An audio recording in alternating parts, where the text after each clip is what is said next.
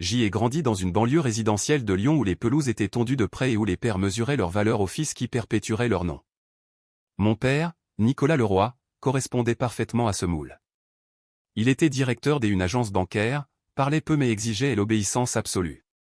Ma mère, Marguerite, restait à la maison et adoucissait sa dureté avec des sourires discrets, elle se disputait rarement, ne le défiait jamais, et vivait comme si son seul but était de faire tourner la maisonnée.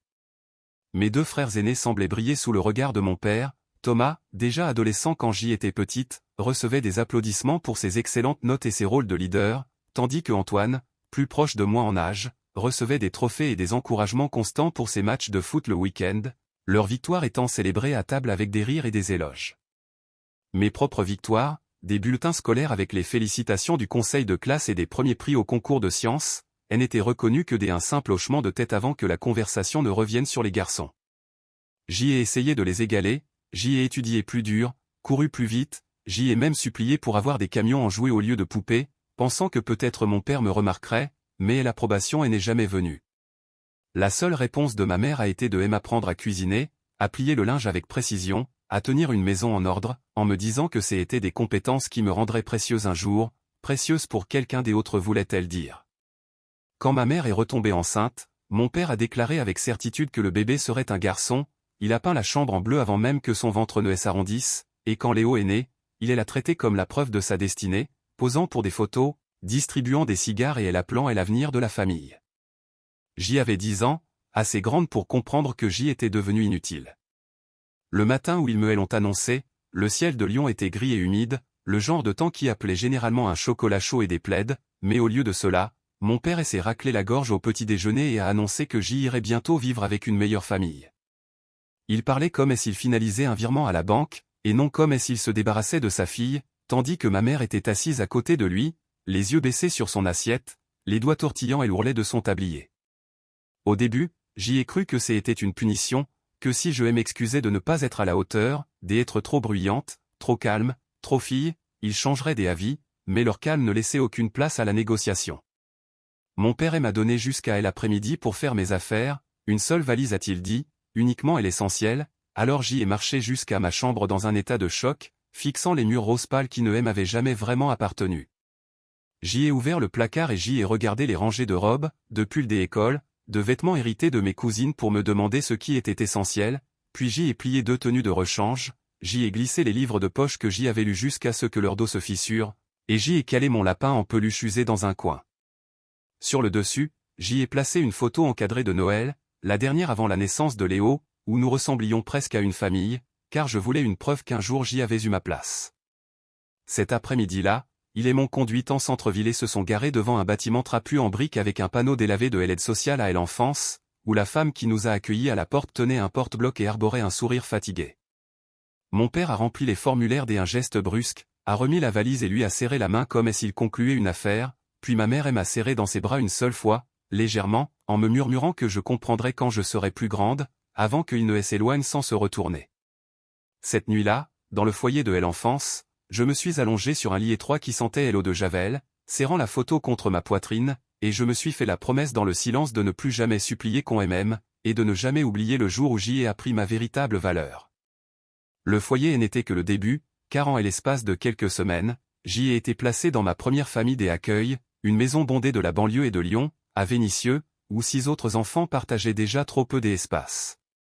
Les plus grands maltraitaient les plus petits, et les parents des accueils agissaient plus comme des gardiens de prison que comme des éducateurs, les repas étaient expéditifs et bruyants, les lits entassés dans des pièces au papier peint décollé, alors j'y ai appris à faire profil bas, à rester silencieuse et à me fondre dans le décor pour que personne ne me cible. Lorsque ce placement s'est effondré sous son propre poids, j'y ai été envoyé chez un couple sans enfants d'une quarantaine d'années qui me parlait doucement au début, m'appelant ma chérie et m'achetant de nouvelles chaussures, ce qui m'a fait croire pendant quelques semaines que c'était cela qu'une famille devait faire ressentir, des dîners chaleureux, des questions sur l'école, une douceur dans l'air. Mais dès le 2e mois, leur patience s'est effritée, ils voulaient un enfant plus jeune, quelqu'un d'assez malléable pour le façonner comme le bébé qu'il n'avait jamais eu, et à 10 ans, j'y étais déjà trop indépendante, trop marquée, si bien qu'un matin, on m'a emballé à nouveau comme un colis indésirable pour me renvoyer à l'agence.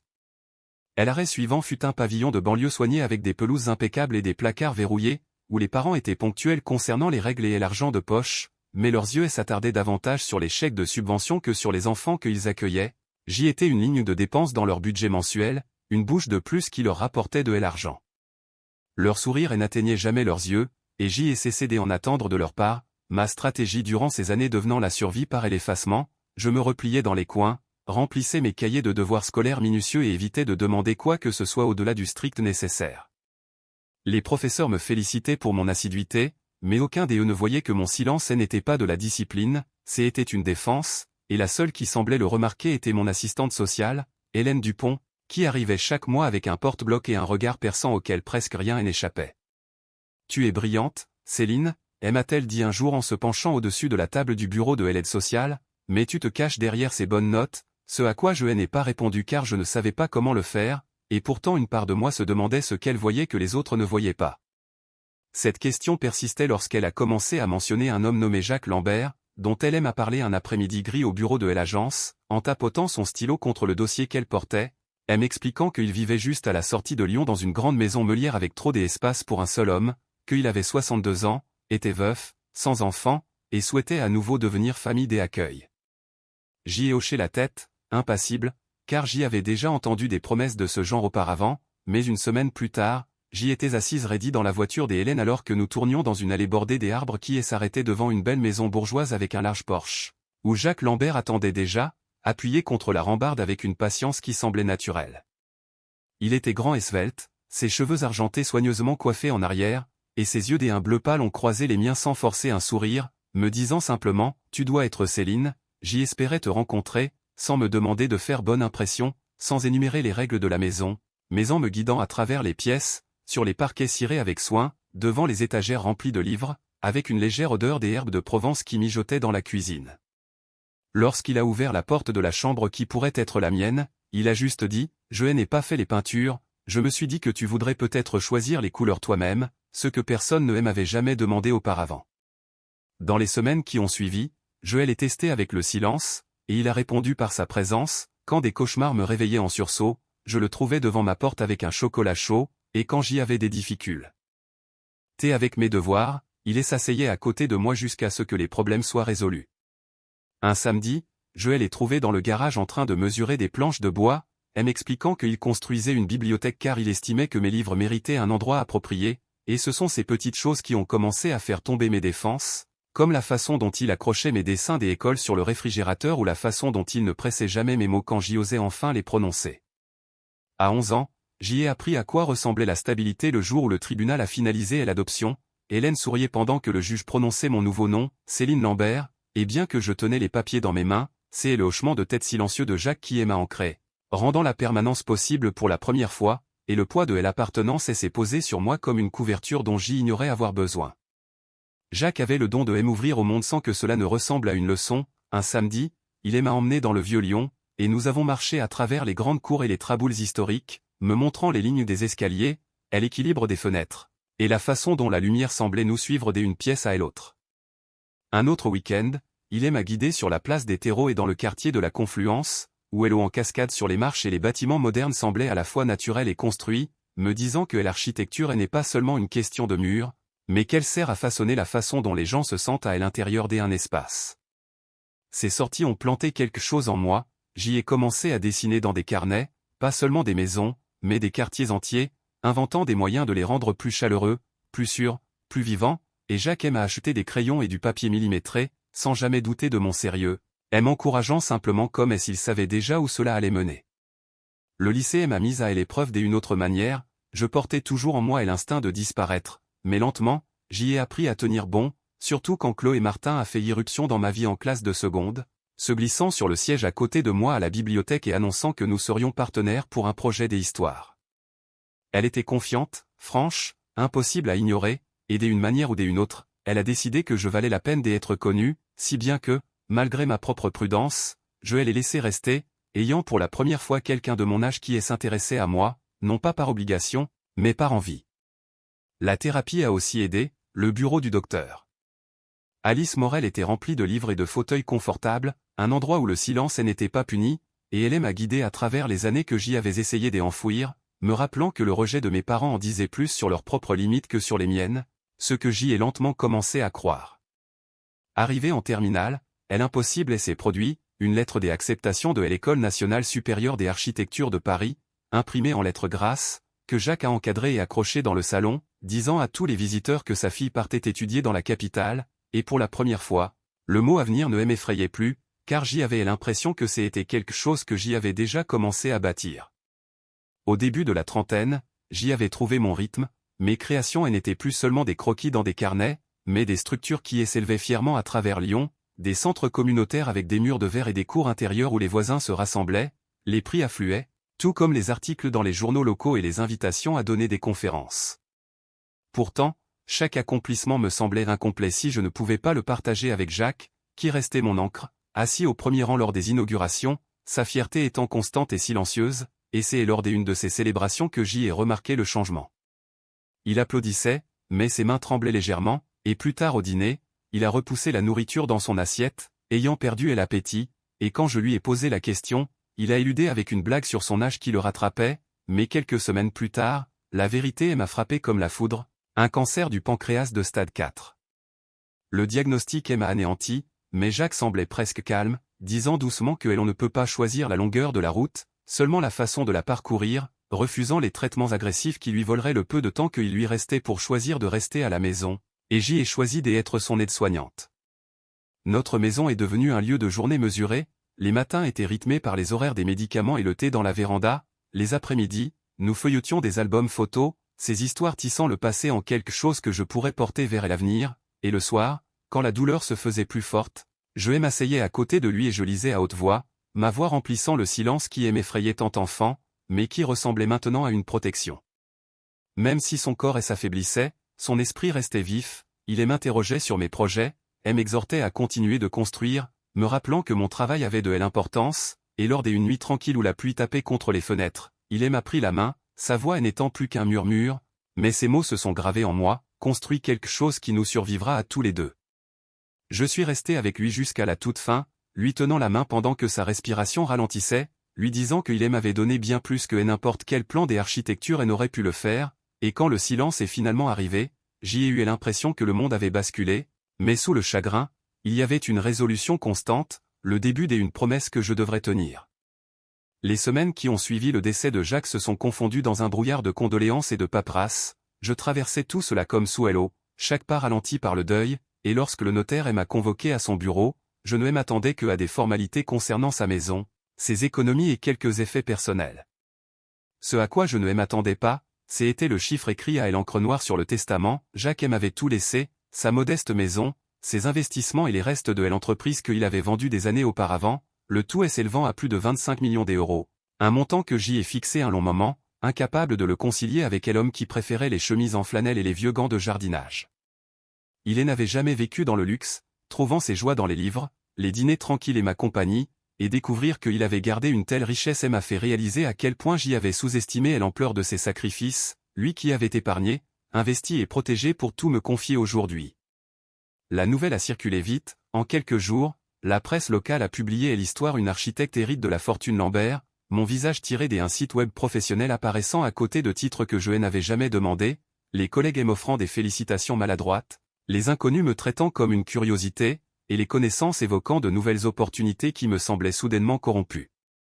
La nuit, je restais éveillé dans la maison silencieuse, les murs pesant plus lourds sans la présence de Jacques, car la richesse n'adoucissait pas la perte, elle l'accentuait, l'argent ressemblant moins à un cadeau qu'à une responsabilité, un poids m'obligeant à prouver que j'y étais digne de ce qu'il avait construit. Un soir, en traversant son bureau, passant mes doigts sur le dos des livres que nous avions lus ensemble, j'y ai compris que cette fortune était sa dernière leçon, il ne m'avait pas laissé des argents pour le dépenser, il m'avait laissé les moyens de continuer à construire, d'honorer la promesse que j'y avais faite à son chevet. C'est alors que la sonnette a retenti, son bruit coupant net le silence de la maison, m'entraînant dans un chapitre que je n'avais pas anticipé, car 3 mois après les gros titres, je commençais tout juste à retrouver un rythme, partageant mon temps entre le travail et le tri des affaires de Jacques, mettant en boîte ce qui pouvait être donné et gardant les objets qui sentaient encore un peu son parfum. Un après-midi pluvieux, j'y ai vu à travers la vitre un homme d'une 60aine d'années, bien habillé mais fatigué, et quand j'y ai entrouvert la porte, il a prononcé un nom que je n'avais pas entendu depuis des décennies, c'est moi, ton père, Nicolas Leroy, m'ôtant instantanément le souffle. Il avait l'air plus petit que le géant dont je me souvenais, sa silhouette était voûtée, son visage profondément ridé, mais l'arrogance subsistait dans sa façon d'essayer de passer devant moi pour entrer dans la maison, tandis que derrière lui se tenait un homme plus jeune en costume, une mallette à la main. Nicolas a offert un sourire répété, affirmant qu'il me cherchait depuis des années et que lorsqu'il a lu des articles sur mon héritage, il a su qu'il était temps de réparer les choses, mais je ne les ai pas invités à entrer, je les laissé parler sur le porche, ces mots s'enchaînant sur les regrets, les erreurs, et le fait que la famille devait pardonner, pendant que son avocat s'est raclé la gorge pour parler de réconciliation et des héritages partagés. Mes mains se sont crispées sur l'encadrement de la porte alors que j'y écoutais, comprenant que ce n'était pas des remords, mais une stratégie, et le soir même, j'y ai engagé un détective privé, car si Nicolas réapparaissait après des décennies de silence, je voulais connaître la vérité, et une semaine plus tard, le rapport a atterri sur mon bureau. Des dettes de jeu accumulées, la saisie de sa dernière maison, des emplois abandonnés et des ponts brûlés y étaient listés, tout comme le fait que mes frères, les fils qu'il avait autrefois tant chéris, avaient tous deux coupé les ponts, l'un après des exigences financières sans fin, l'autre depuis l'université, complétant ainsi l'image de cet homme qui ne revenait pas pour renouer des liens, mais qui rôdait autour de l'odeur de l'argent. Pour la première fois depuis mon enfance, je ne ressentais plus le besoin de mendier son approbation, et lorsque son avocat a rappelé pour demander une réunion, j'y ai accepté non pas pour me réconcilier, mais pour l'affronter, nous retrouvant dans une salle de conférence chic au bureau de mon avocat dans le centre-ville. Nicolas est arrivé en retard, se pavanant comme si ce délai devait prouver son importance, son avocat a posé une mallette usée, et il s'est penché en arrière dans sa chaise avec l'air d'un homme convaincu de détenir l'avantage, commençant avec cette même dureté de voix que je connaissais en me disant « Tu as bien réussi, mais les liens du sang comptent, cette fortune fait partie de mon héritage, que tu l'admettes ou non. » Je l'ai laissé parler, regardant comment il habillait ses exigences de mots comme famille et patrimoine, puis j'y ai fait glisser le rapport du détective sur la table, révélant des pages de dettes, de saisies et de combines ratées exposées entre nous, avant de dire d'une voix calme « Tu as renoncé à tout droit sur moi le jour où tu as signé ces papiers de l'aide sociale, tu ne m'as jamais cherché jusqu'à ce qu'il y ait de l'argent en jeu, je ne te dois absolument rien. » Son sourire a vacillé et pour la première fois, j'y ai vu une lueur de désespoir derrière la mise en scène, il m'a demandé si j'y allais tourner le dos à mon propre père, ce à quoi j'y ai répondu que je n'offrirais qu'une seule chose, le financement d'une cure de désintoxication, rien de plus, et que s'il voulait un avenir, ce ne serait pas grâce à moi, mais en se faisant soigner. L'avocat a bougé de manière inconfortable, sentant que la réunion s'était effondrée, le visage de Nicolas s'est durci, mais il n'a rien ajouté de plus, et en me levant pour partir, j'y ai ressenti cette étrange légèreté qui vient de la fermeture d'une porte qui n'aurait jamais dû être ouverte. Quelques jours plus tard, j'y ai reçu un email d'Antoine, mon frère cadet, qui avait lu des articles sur l'héritage et reconnu mon nom, ses mots étaient hésitants mais sincères, s'excusant d'avoir été silencieux quand nous étions enfants, de ne pas m'avoir protégé quand il aurait dû le faire, et nous avons convenu de nous retrouver pour un café, prudent mais ouvert, le premier pas hésitant vers un lien inachevé, me rappelant que certaines portes, si elles sont ouvertes avec soin, peuvent encore mener quelque part où il vaut la peine d'y aller. L'idée est venue lentement au début, comme une graine poussant à travers la terre, car avec le départ de Jacques et cet héritage trop lourd à porter seul, je savais que l'argent devait signifier plus que ma propre stabilité, il devait être transformé en quelque chose qui honorerait l'homme qui m'avait choisi quand personne d'autre ne voulait de moi. C'est ainsi qu'est née la Fondation Lambert pour l'avenir des familles, avec laquelle nous avons construit le premier projet à Lyon, 20 logements sociaux pour de jeunes adultes sortant de l'aide sociale à l'enfance, avec un centre communautaire au rez-de-chaussée et des services de conseil sur place, et j'y ai marché dans les couloirs avant l'ouverture, passant mes mains sur les murs fraîchement peints en me remémorant les nuits que j'y avais passées dans les foyers, désespéré de trouver une permanence. Il y avait maintenant un endroit conçu pour donner aux autres le sentiment d'appartenance qui m'avait autrefois été refusé, et le jour de l'inauguration, je me suis tenu au pupitre avec la presse réunie, mon nom leur étant encore nouveau, mais la mission étant déjà bien vivante en moi, j'y ai parlé de Jacques, de la vie qu'il avait construite pour moi et de la promesse que j'y avais faite de la poursuivre. J'y ai dit à la foule d'une voix ferme que la famille n'est pas une question de sang, c'est un choix, un engagement et de l'amour, et que lorsque nous nous choisissons les uns les autres, nous construisons quelque chose de plus fort que l'héritage, nous construisons un avenir, et alors que le ruban tombait et que les applaudissements s'élevaient autour de moi, j'y ai touché le pendentif en forme de clé argentée que Jacques m'avait donné des années auparavant. Il s'est réchauffé dans ma main, n'étant plus seulement le symbole d'un foyer qu'il avait ouvert pour moi, mais des vies qui s'ouvraient maintenant pour des autres, posant finalement cette question, quand la fortune et la liberté atterrissent enfin entre vos mains, quel avenir choisirez-vous de construire, Et pour qui?